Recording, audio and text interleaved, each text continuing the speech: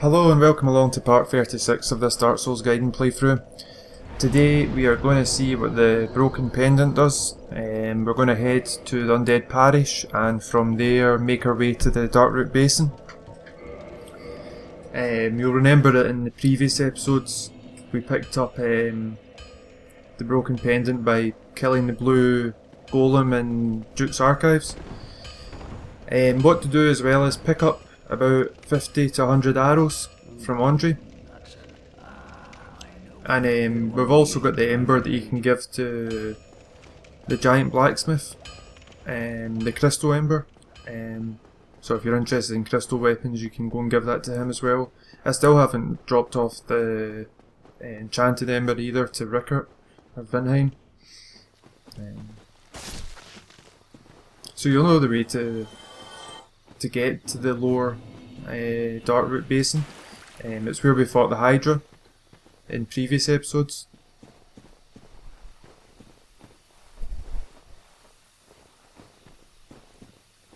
And so you'll have to take on some blue golems as well on the way. You'll remember that they're weak to strike damage, so anything like a weapon, any kind of hammer type weapon or strike, anything like an ultra greatsword or greatsword. Resistant to magic. That's the only things you need to bear in mind with these guys, but they're easy apart from that. And I was lucky I didn't get hit there.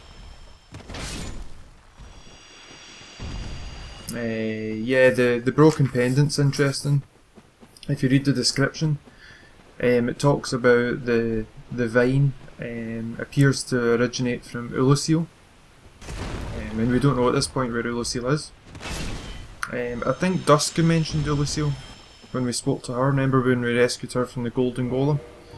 Put on your rusted iron ring here so that you can cross the water quite easily. The Broken Pendant, the lore also, or the description also states that it's an ancient stone with powerful magic that men from this period of time can't sense or manipulate. You basically come to the area where we fought the golden golem. You can see that there's a portal of sorts there, and behind the portal there's a body. This isn't Dusk of Oolacile, but we pick up her set, the antiquated dress and whatnot, and the crown of Dusk is actually very good for casters. It increases the damage done by spells by 20%, but you take extra damage. And this is actually Manus of the Abyss, who's reaching out, and apparently he's reaching out because he can sense the magic, or the ancient magic from your pendant, and he's pulling you through time, because we've actually just travelled through time, and you'll see the similarities between where we've just come from and where we've arrived at as soon as we step out into the boss fight. So you immediately go into a boss fight in the DLC, and this boss is a Sanctuary Guardian, and it's a chimera, so it's an animal or a beast made up of many different animals. As you can see, it's got Pegasus's wings, so ancient Greek myth of Pegasus. It's got a scorpion's tail, it's got a ram's head, or a ram's tusks, and maybe a lion's face. And this enemy has a lot of moves. He's not particularly difficult, and he doesn't have a ton of health, as you can see. I actually forgot he could poison you, so I didn't put any of the clumps on my bar, but it would be the purple moss clump for poison.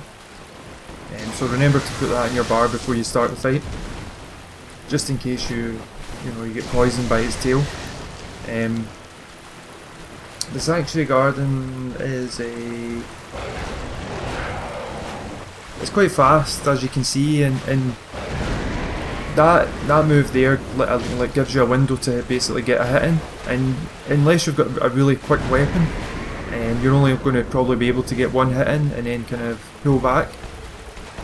You're not really going to want to use your shield much in this fight, And standing behind the Sanctuary Garden can pose problems as well, because it can actually like rear up like a horse would and strike you with its back legs.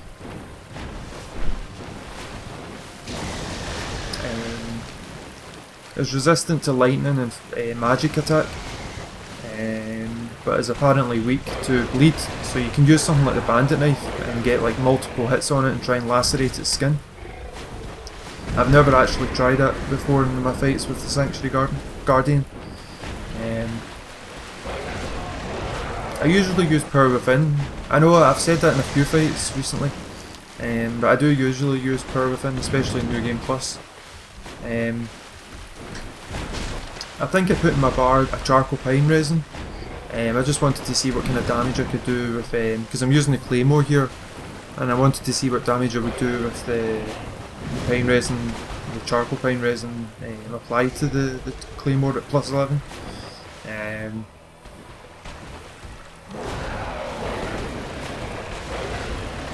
So when it's doing its like, you know, head attacks, you're kind of better rolling away from it rather than towards it. So there you go, there, it bucked up at the rear there and gave me a good swift quick kick in the face.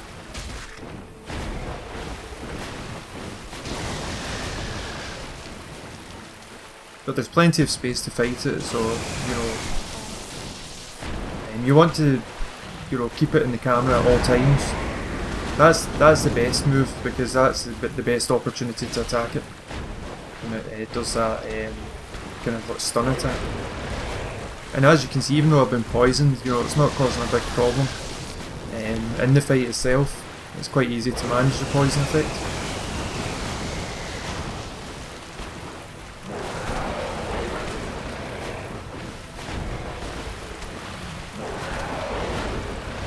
But it's definitely, the DLC bosses are a lot more challenging in my opinion than the original Dark Souls bosses. And From Software did a very good job of making the game feel fresh at this point. So I put my charcoal pine resin on, and that necessarily makes me more aggressive because I want to get as many hits in as possible before my pine resin runs out. And as you can see, it does. I do get a wee boost, like by about 100 from the pine resin.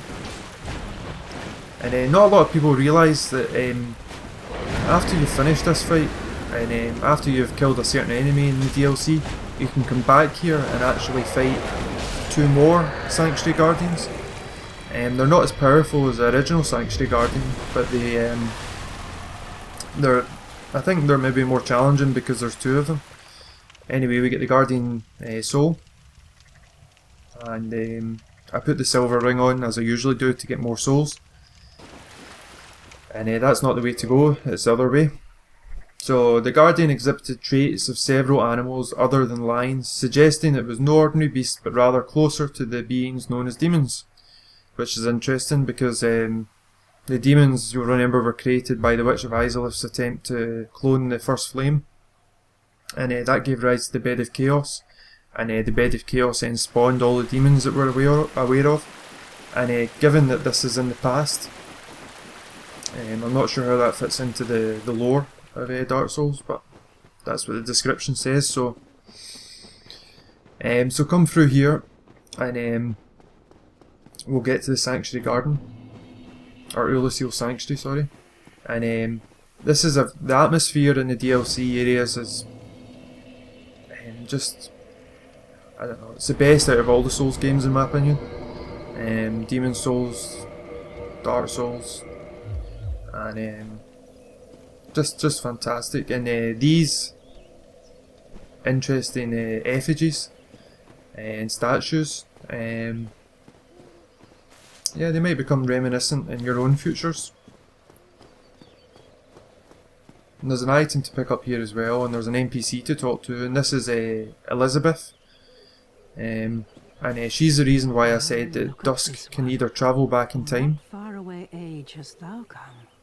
Thy scent is very human indeed, but not intolerable. Or that Dusk can transmit information through time. How could this mushroom know, given that we're in the past, that we saved Dusk from the Golden Golem? Thank thee deeply beautifully for rescuing Her Highness. But Princess Dusk is here no longer, snatched away by that horrifying primeval human. And this, So I must ask, couldst thou once more play the saviour? yes, say yes this. And the fact that she mentions the primal... I am Elizabeth, guardian of this sanctuary.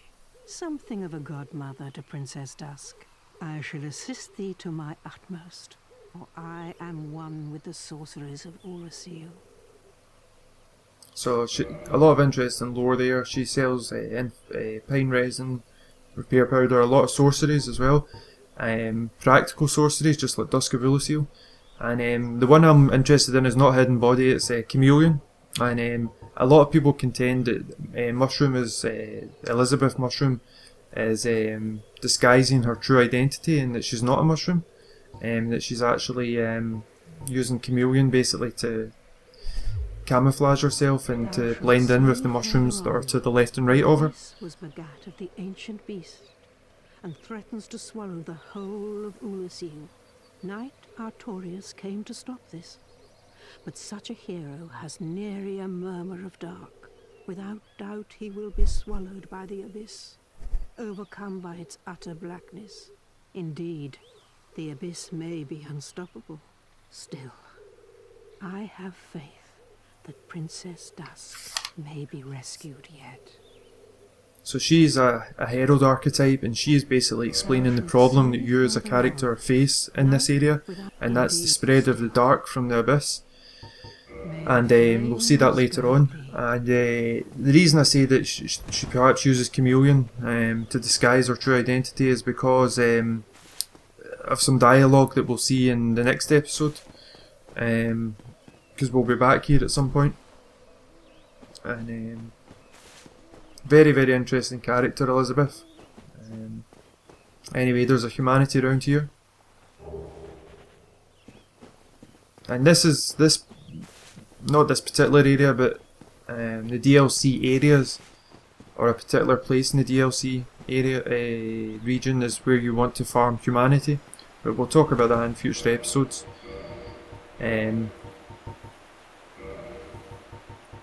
So this area, most people assume that this area, the DLC area, is an exact or almost exact copy of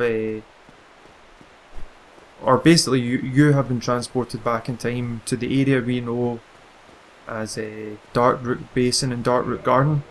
And this bridge should look familiar because we crossed it when we fought Sith.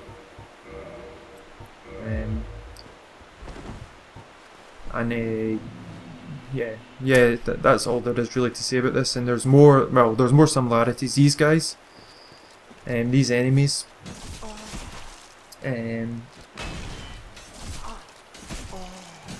are fast. That's the first thing to say. It's like I said before many times, it's been a long time since I played Dark Souls. I'm not used to the speed of these enemies' attacks. I usually call these guys the Royal Gardeners. That's not their real name. Their real name is Scarecrows, I believe. And they share a lot of similarities with the demonic foliage. They drop all the different types of clumps that the demonic foliage drop. So the blood red clumps for bleed, the purple and the blooming purple moss clumps. And basically people contend that the demonic foliage are either a descendant from these scarecrows, or they're a mutated form of the scarecrow in the future. And we'll also see another familiar enemy here, and these guys are the Stone Guardians. And you'll remember that in Darkroot Garden, Darkroot Basin, we fought the giant Stone Knights, and they had the AoE Tranquil Walk of Peace spell. Well, these guys look exactly like them almost. And they also have an AoE attack. It's not a spell, but it is an attack. And these guys can hit like buggery. They hit very, very hard. And their AoE attack is very annoying. It's best not to block. You're best to basically bait an attack, get your hit in.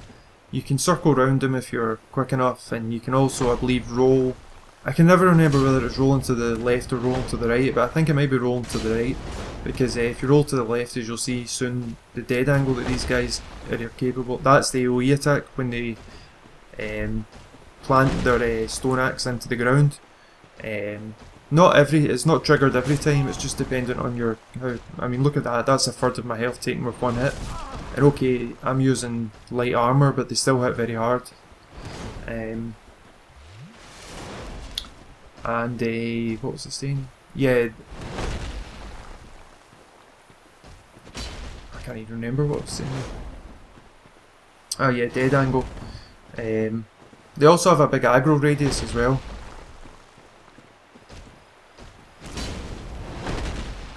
I get a bit better as the game goes on, or as my play. There we go, there's the AoE attack, and I was lucky I didn't get hit by it there. As my playthrough goes on, I actually get a little bit better at taking these guys on. I'm just being very cautious just now. But the good thing is these guys have a chance to drop Twinkling Titanite, and a good chance it is. There's a blue Titanite slab up there, but I'll pick it up in the next episode or the episode after that. Definitely not in this episode. We don't need it, I mean we already just picked one up and that was challenging enough, and we're never going to use it. So there's a guy up to the right here, so I'd forgotten about him, but bear that in mind. There he is. Take him out first. You can usually, it's good to, that's why you want, I've said to pick the arrows up, because you definitely want a bow and arrow in this area, because you want to pull enemies from a distance. And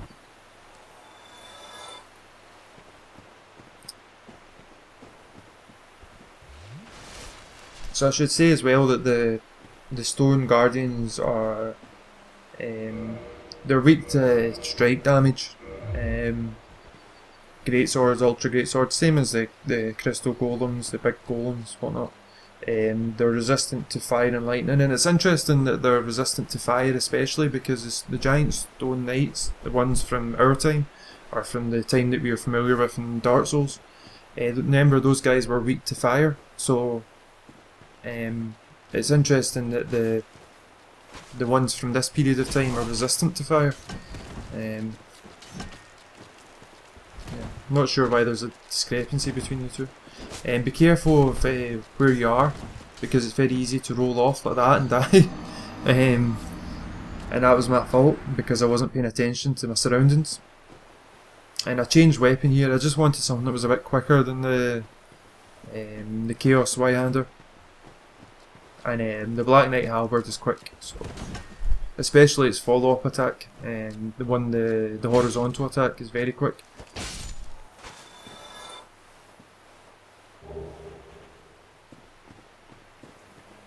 But yeah, I love the sounds and the atmosphere in this place, and as you progress through the level, or the area, the atmosphere and mood begins to change. Don't follow him, that's a trap. He's wanting to basically pull you into an area where there's lots of enemies, and then you don't realise these guys are coming behind you, and you're basically surrounded at that point. Try not to roll off the cliff, that's a good idea as well. And even though these guys are getting hits in against me, I'm not really interested in using my shield, because I'd rather just be offensive rather than be defensive. That's the second hit that I like, the horizontal slash. I apologise if I'm speaking quickly, because I know that the Glaswegian accent can be quite hard to pick up if it's said at speed.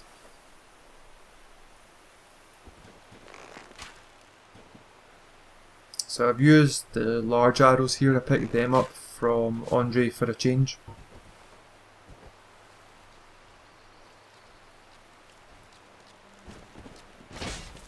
The foliage here is beautiful as well, the yellow-orange flowers. I think FromSoft spent a long time adding a lot of details to this DLC. So iframes work well there. So even though I'm not getting maybe as much damage in against the stone guardians, it feels a lot more natural to use the Zweihander to attack them rather than to use the halberd rather than the Zweihander.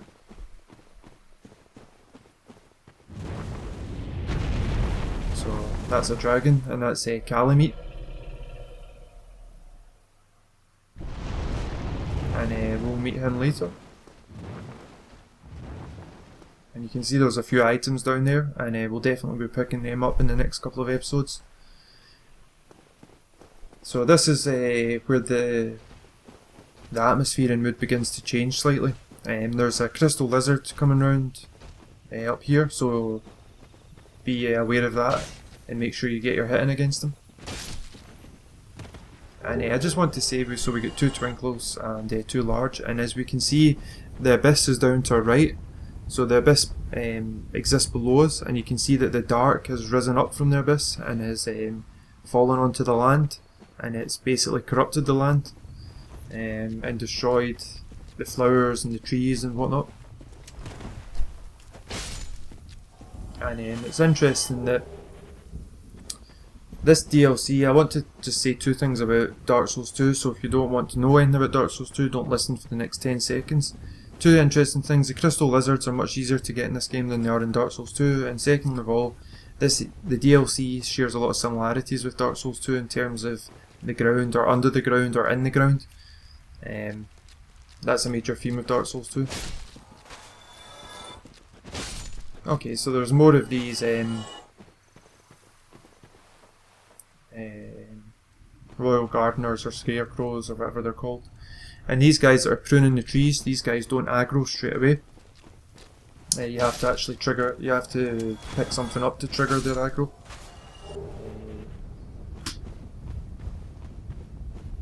You can see that there's a lot of wee items to pick up. One of the best items in the game is down there. So we'll go and pick that up in a moment.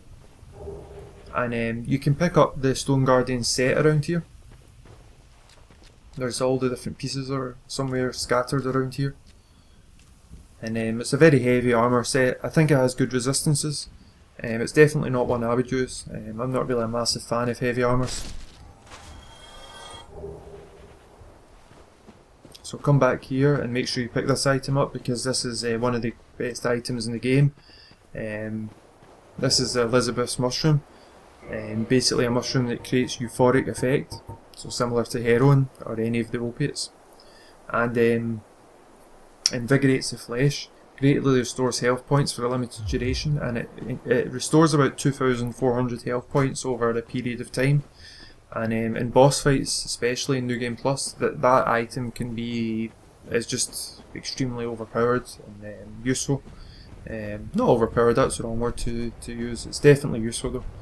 And there's an item up here to the right, and you want to jump across here. And again, I want to mention something about Dark Souls 2, so if you're not interested in Dark Souls 2, don't listen for the next 5 seconds. It's much I'm used to the jump mechanic in Dark Souls 2 and not the jump mechanic in this game. So, as you'll see in a second. Very lucky to live there, because that was a roll rather than a jump, and you're supposed to jump.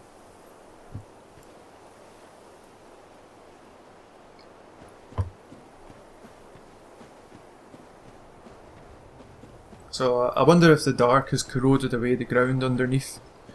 I think that's what's happened. And if you look here, the Stone Guardians are using binoculars and they're scouting the area. So that suggests that either they're just scouting for the sake of it, or they're expecting somebody, maybe us, maybe they've been told to expect us because of what happened with Manus pulling us back through time. And maybe Manus has instructed these Stone Guardians to, because these Stone Guardians aren't, they don't have consciousness. They're apparently golems. They don't have spirits. They're just basically machines. Anyway, pick this item up, and this is the armor set. You've got Stone Guardian armor.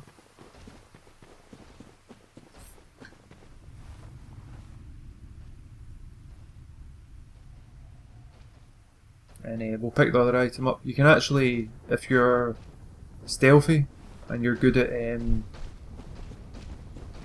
evading AI pathing routes, you can pick the arrows up here without aggroing the guardians. And these are Goth's great arrows, not Go.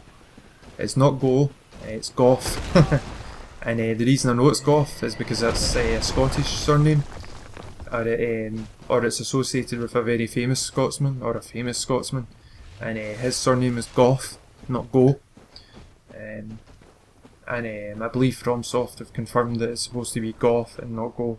And you can even hear the voice actor says Goth. Anyway, I like the sound of thunder and distant thunder as we come down here and the atmosphere changes. It pertains to what happens later on in the playthrough. Anyway, I hope this episode's been helpful. In the next episode we'll take Artorias on and we'll go to the township